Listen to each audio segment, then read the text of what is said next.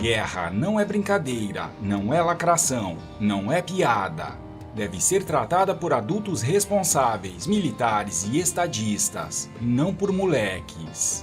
Estamos vivendo um momento muito difícil, que pede muita cautela. O ditador Vladimir Putin é um grande estrategista no xadrez geopolítico mundial e, sabendo que lida com um bando de governantes fracos e mimados, que acreditam na fada colorida que voa soltando pétalas de rosas, partiu para a ofensiva sem temer as consequências. Seus atos são inaceitáveis e o resultado dessa ofensiva severa e desproporcional é um banho de sangue. Existe alguém que está contando com você pra lutar em seu lugar, já que nessa guerra não é ele que vai morrer. Como explicou o professor Percival Pugina em seu artigo intitulado Putin e as razões do lobo, a Rússia não pode aceitar um país membro da OTAN na sua fronteira, mas a Ucrânia tem que engolir o poderio militar russo bem nas suas barbas. Enquanto Pugina escrevia o artigo, representantes ucranianos e russos estavam reunidos para mais uma rodada de conversa entre lobo e cordeiro. Nos últimos dias, mais de 1 milhão de civis já cruzaram a fronteira fugindo da guerra na Ucrânia, abandonando o país. Estimativas da União Europeia indicam que o total de pessoas tentando deixar o país por causa da invasão russa possa chegar a 4 milhões. O Senhor da guerra gosta de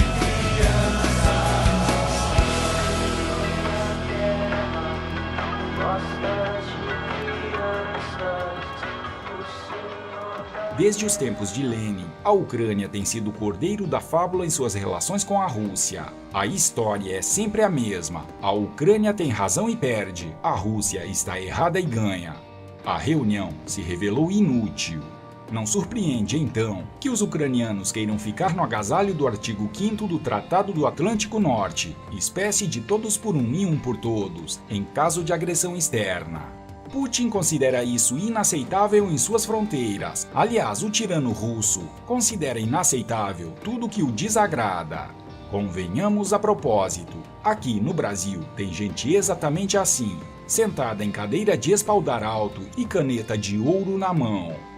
Assisti há bem poucos dias uma entrevista em que Putin se conduz como o lobo da fábula. Na perspectiva dele, a Ucrânia está servindo as estratégias da OTAN.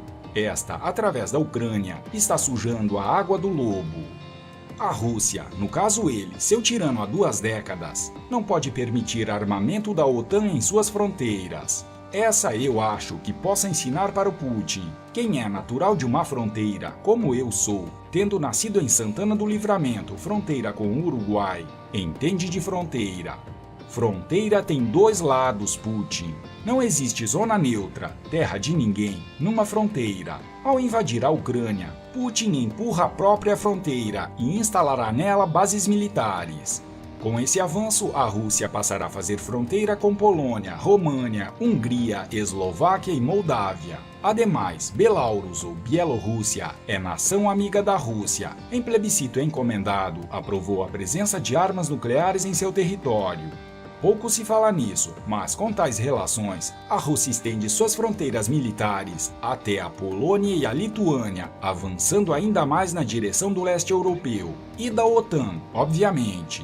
Mesmo se o presidente da Ucrânia for um humorista globalista com cabecinha de youtuber infantilizado tupiniquim, apoiado pela esquerda do ocidente, isso não alterará a natureza do perigo que está se formando na Ásia, com a tirania de Putin e o totalitarismo do Partido Comunista Chinês.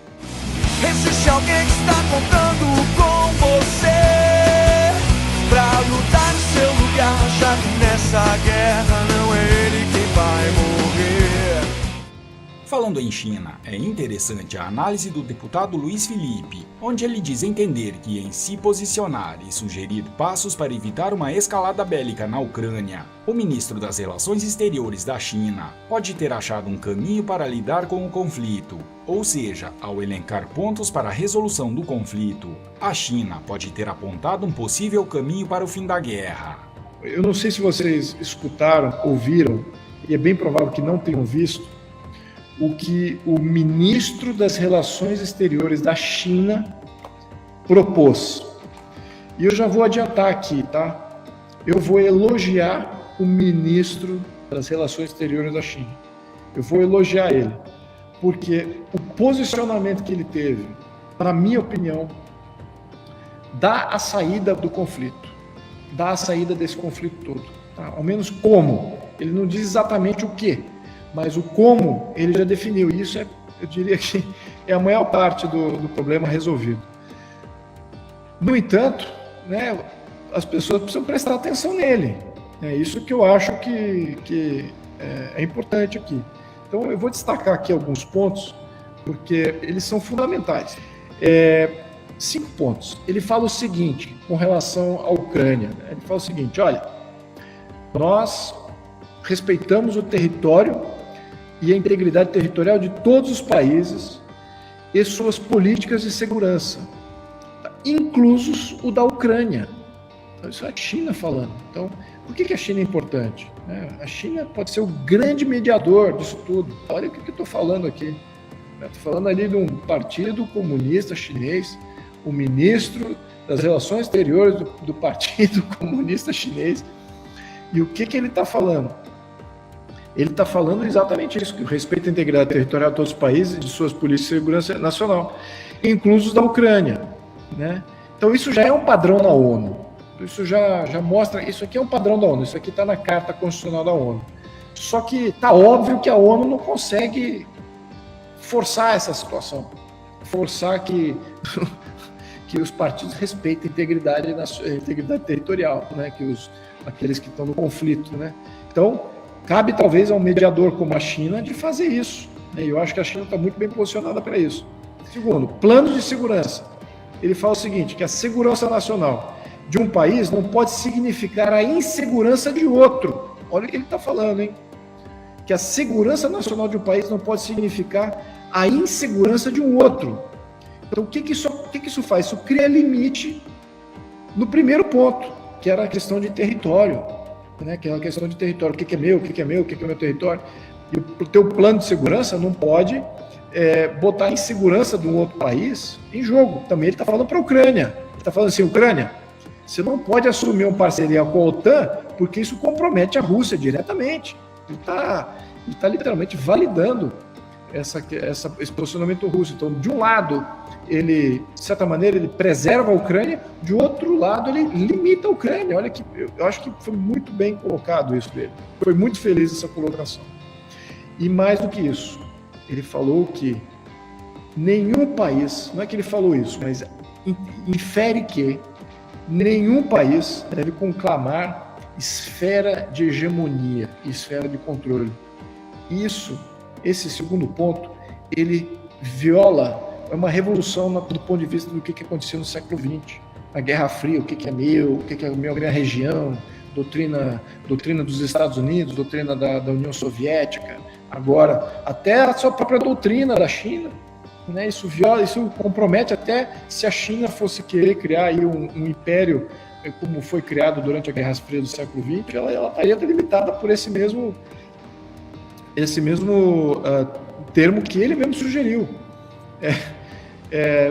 Terceiro ponto, todos os partidos envolvidos em disputas devem demonstrar respeito a civis e propriedade para evitar uma crise humanitária irreparável. Esse é outro padrão falho da ONU. Tá? Isso está bem óbvio, claro que a gente tem que respeitar o civil e tal, mas é padrão ONU. Mas claro que a ONU não está sendo um agente aqui, né? Está sendo completamente fora, se demonstra insuficiente, ou incapaz ou irrelevante, talvez os três. Quarto ponto, que eu acho que esse é um dos pontos mais interessantes também, é que a Ucrânia deve servir como uma ponte entre o Oriente e o Ocidente, e não como servir como um território a ser conquistado. Olha o que é importante que ele coloca aqui, porque isso é relevante para todos os países pequenos, que são limítrofes de grandes países ou de grandes blocos hegemônicos. Muito importante isso. Esses países se tornam não uma questão de disputa, não um canal de disputa, mas sim, não um território a ser conquistado, mas se transforma num canal de comunicação, um canal de aceitação de tolerância. Então ele está já validando o contexto que alguns países nunca precisarão estar alinhados com nenhum bloco. É fundamental isso. Então veja como está retrógrado essa visão do próprio Biden e da Hillary Clinton e do Partido Democrata, que temos que ainda empurrar a democracia no mundo inteiro. E do outro lado você tem ainda líderes que ainda pensam como o século XX, que estão enraizados naquele modelo de Guerra Fria, de território, de conquista bélica, etc. Então, e autocracia, etc. Então, você veja a dicotomia aqui desses pensamentos, como eles ainda existem, e como ele está dizendo aqui, olha, o mundo é plural. O mundo não precisa ser nem de um jeito nem de outro.